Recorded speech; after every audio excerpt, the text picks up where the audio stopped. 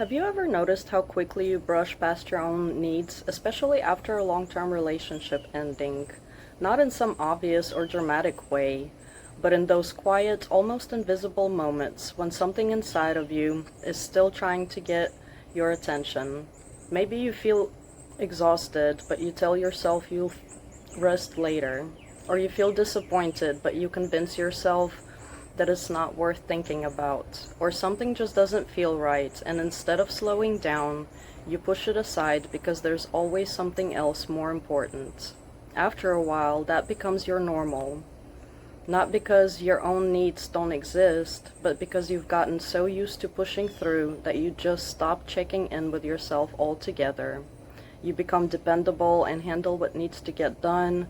You keep going no matter what. And from the outside, it might even look like you're doing fine.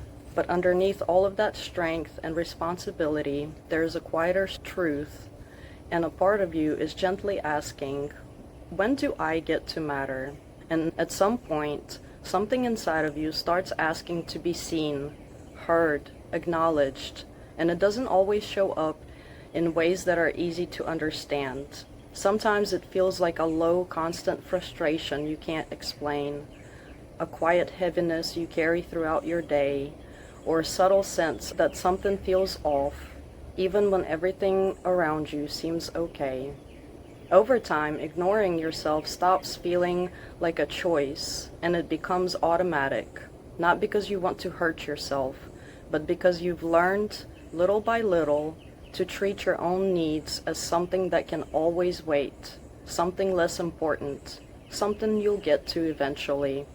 But the truth is, what gets ignored doesn't just disappear, it waits, and then it shows up in other ways.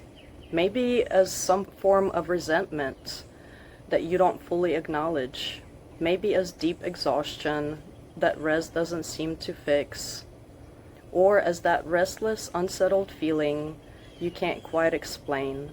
And if that's what you've been feeling lately, I want you to hear this clearly. There's nothing wrong with you. Because healing after breakup, separation, or divorce isn't just about letting go of what happened in that relationship. Sometimes it's about coming back to yourself and mending the relationship you have with you.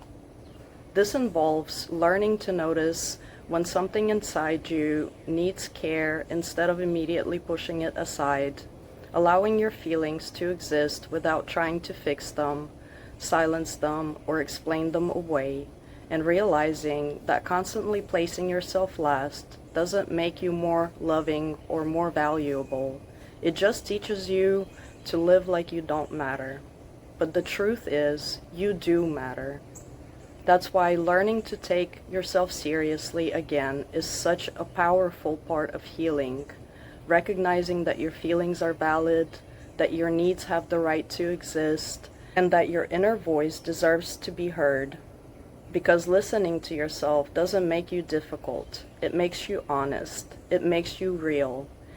And maybe that's why rebuilding your relationship with yourself isn't about having everything figured out or making huge changes all at once. Maybe it's simply about learning to stop overlooking yourself.